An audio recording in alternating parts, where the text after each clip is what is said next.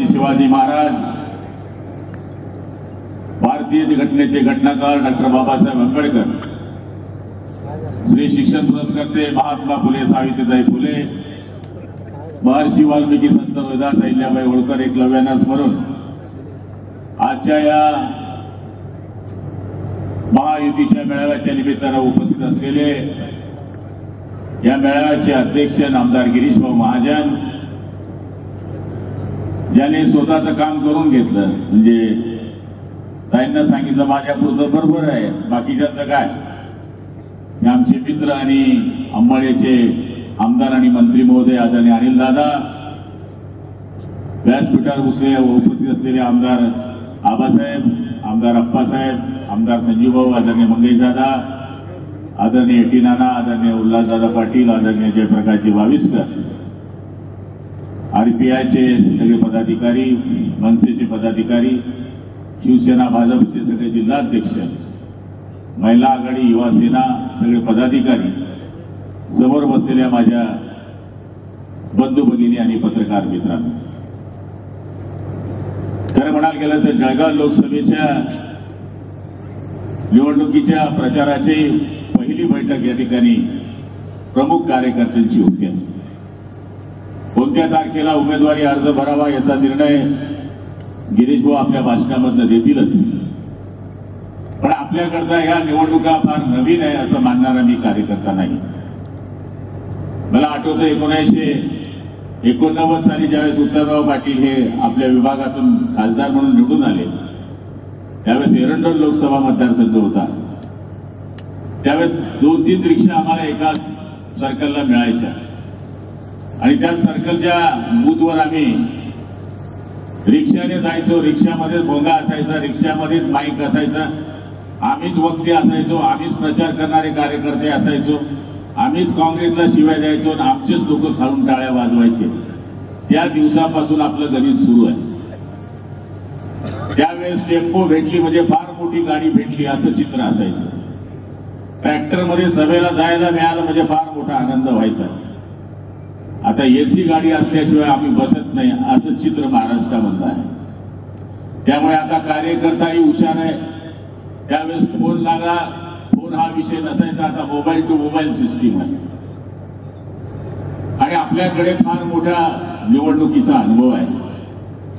काँग्रेसला चारी मुंड्या कसं चीक करावं हे त्या काळापासून आपण शिकलेलो आहे आणि आता तर अर्धा राष्ट्रवादी आपल्या बरोबर आहे. शिवसेना भाजपची युती आहे. आरपीआय कधी आपल्याला जुळत नव्हती, आरपीआयची ताकद आपल्या मागे आहे. मनसे आपल्याला आता जुळलेली आहे आणि या सगळ्यांच्या बलबुत्यावर आपल्याला ही निवडणूक सरस पद्धतीनं जिंकायची आहे. प्रमोद महाजनांचं स्वप्न त्यांनी त्यावेळेस सांगितलं होतं की एक काळ असा येईल, अंबाड्याच्या खड्डाजीमध्ये त्यांनी भाषणात सांगितलं होतं, एक काळ असा येईल की मोबाईलवरून शेतकरी एका शेतकऱ्याला फोन करेल की माझी पांढरी गाय तिकडे आली आहे, जरा ती हाकून इकडे पाठवून दे. तो काळ जर कोणी आणला असेल तर भारतीय जनता पार्टी शिवसेनेच्या नेत्यांनी आणला हे विसरता कामा नये.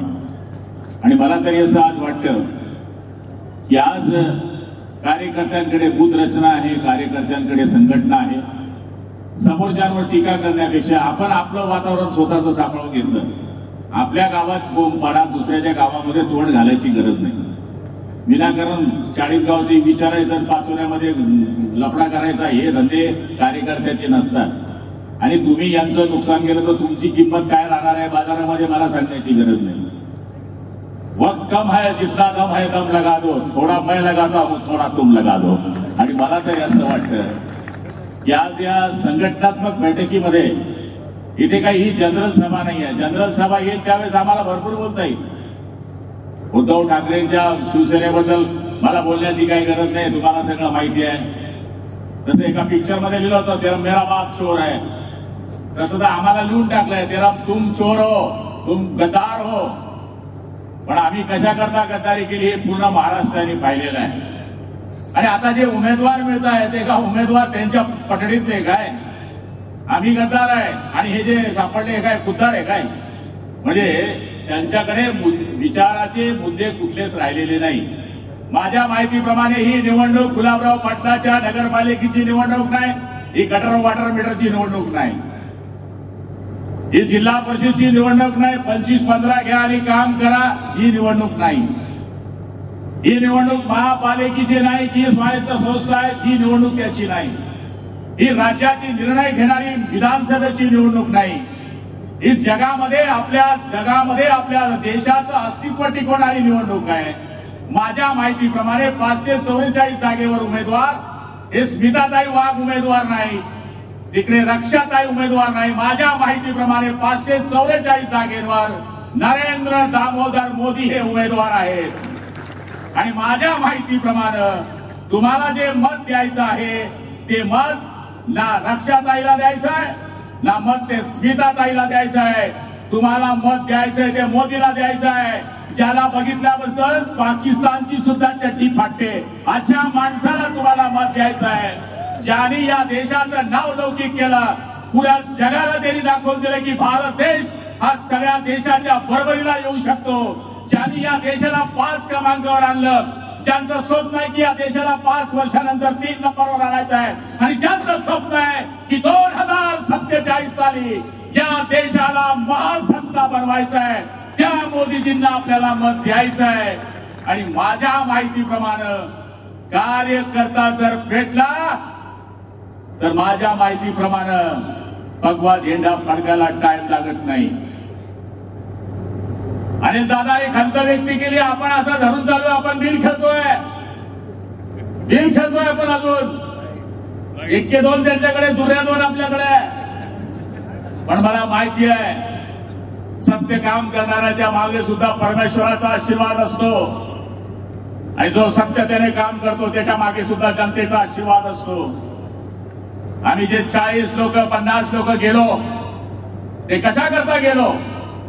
शिव्या खाण्याकरता, मोबाईल बंद करण्याकरता, आमच्या मायबापाचा उद्धार करण्याकरता नाही. जी शिवसेना प्रमुखांची, प्रमोद महाजन आणि गोपीनाथ मुंडे साहेबांची युती होती, जी अटल बिहारी वाजपेयींच्या आणि लालकृष्ण अडवाणींच्या आशीर्वादाने युती चालली होती, त्या युतीमध्ये खोड निर्माण झाला, तिथं तडा निर्माण झाला.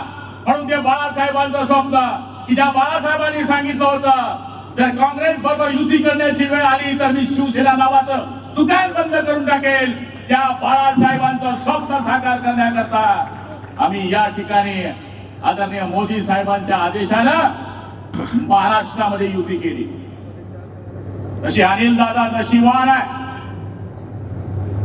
अपघात पहिल्याच वेळेस निवडून आले. 25 साल तुम भाजप में रहे, पण 3 वेळेस तुम्ही पडले.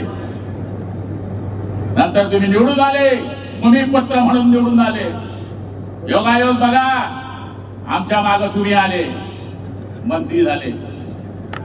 पहिला नशीबवान माणूस आहे, पहिल्याच वेळेस पहिल्याच टर्म मध्ये मंत्री झाले, ते पण कॅबिनेट. मला राज्यमंत्री व्हायला 3री टर्म लागली, ती बी 8-20 भेटली. फोटो यायचा टीव्हीवर, मंत्री बनने वाले.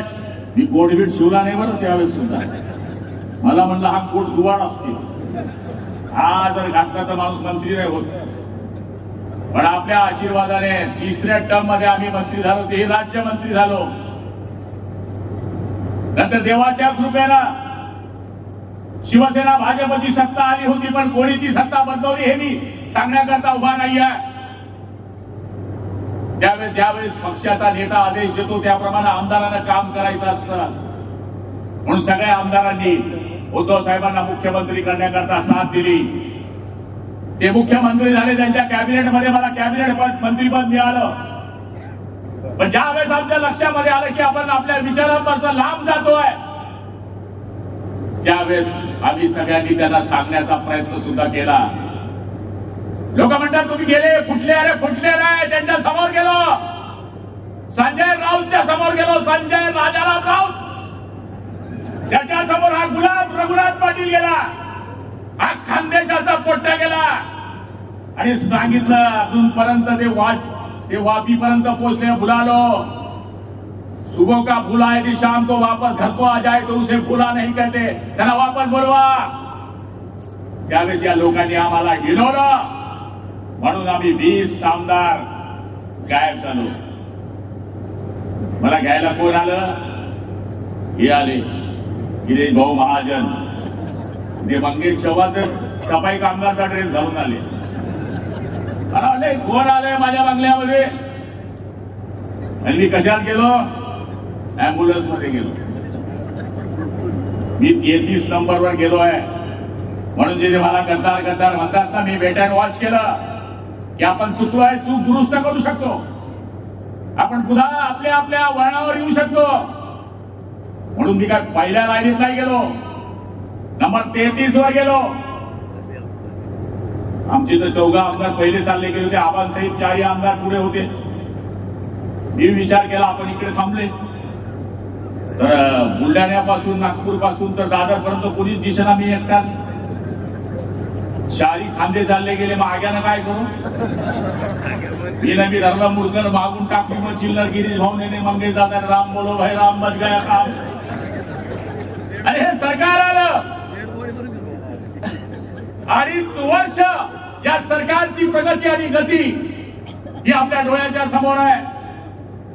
हे जे बोलतात हे नॅशनल हायवे नुसते यांच्या रोडवर फक्त भाजप शिवसेनेचे कार्यकर्ता फिरत नाही.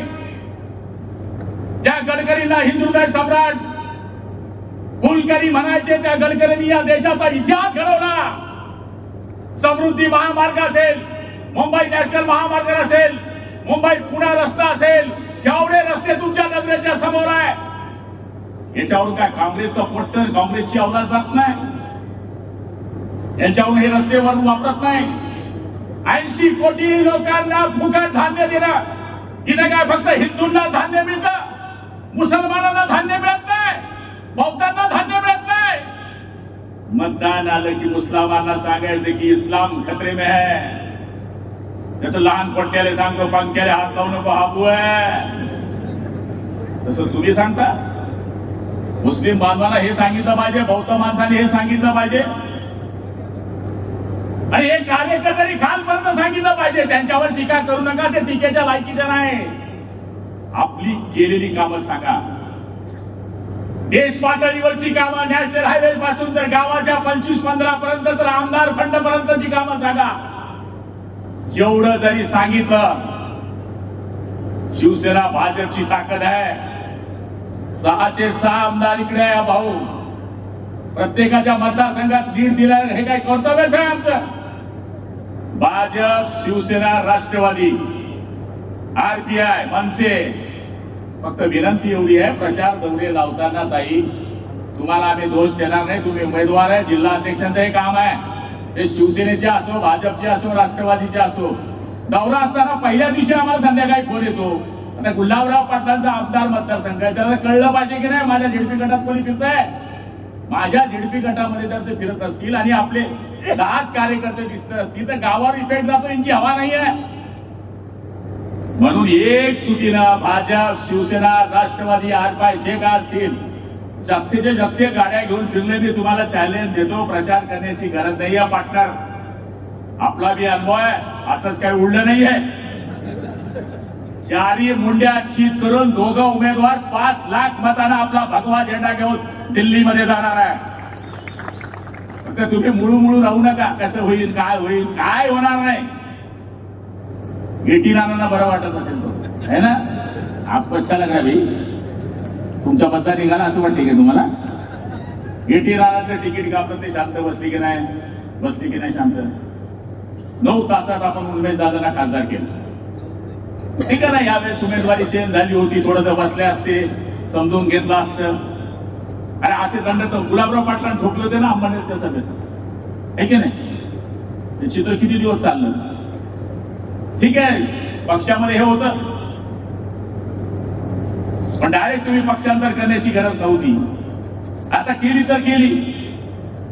आता व्यक्तिगत टीका करणं सुरू झालंय. व्यक्तिगत टीका करू नका, फक्त एवढं सांगा की त्या पार्टीने काय केलंय, या पार्टीने काय केलंय, आम्ही काय काम केलं, तुम्ही काय काम केलं. यांच्याकडे सिंगल काम नाही सांगायला. दादा पवारांवर टीका करण्याची गरजच नाही. ऑलरेडी ते नगरपालिकेचे फक्त नगराध्यक्ष आहे, त्यांचा काही संबंधच नाही. त्यांच्याकडे काम मागायचा विषय कोणाचा होतच नाही. तर मग यांच्याकडे काही विजन नाहीये. फक्त आपण फ्रेश राहा, आपल्या मतदार याद्या चेक करा. आपल्या यादीमधलं कोण गावाला गेलंय ते लक्ष आजपासून द्या. 23-24 दिवस मध्ये हेच काम करायचंय. कोण बाजूला गेलाय, कोण कुठे गेलाय, कोण म्हातारा आहे, कोण म्हातारा येऊ शकणार, कोणाचं पोस्टेज वोटिंग आहे, हे लक्ष द्या. सैन्य आपल्याकडे हो, बूथपर्यंत आपलं सैन्य आहे, त्यांच्याकडे काही नाही. अंबानेरमध्ये काय आहे, काय येतंय अंबानेरमध्ये, काही नाही भाऊ. आमच्याकडे काय आहे, दोन तीन सरकारमध्ये सापडतील. जळगाव शहरात काय आहे, तुम्ही कार्यकर्त्यांच्या भरोश्याची ही निवडणूक आहे. कार्यकर्ता म्हणून जर विचार केला तर ही जळगाव लोकसभेची बैठक आहे. तुम्ही फॉर्म भरायची तारीख बदला बापाव, एक झटकावर दो, विषय खतम. मी तुम्हाला चॅलेंज देतो, कार्यकर्त्यांची निवडणूक कार्यकर्त्याने जर मनावर घेतली तर या ठिकाणी आपले उमेदवार नरेंद्र दामोदर मोदीजी हे निवडून आल्याशिवाय राहणार नाही, ही खात्री माझ्या मनामध्ये आहे. भरपूर वेळ झालेला आहे. आजच सगळं बोलून गेलो तर मग उद्याच्या सभेला तुम्ही काही येणार नाही. त्यामुळे मी माझं हे या ठिकाणी भाषण आवडतं घेताना, आई जगदंबा तुम्हाला उदंड आयुष्य देऊ, बलंड शक्ती देऊ, जो आपल्याला अडवा येईल त्याचा सत्यानाश हो. जय हिंद, जय महाराष्ट्र.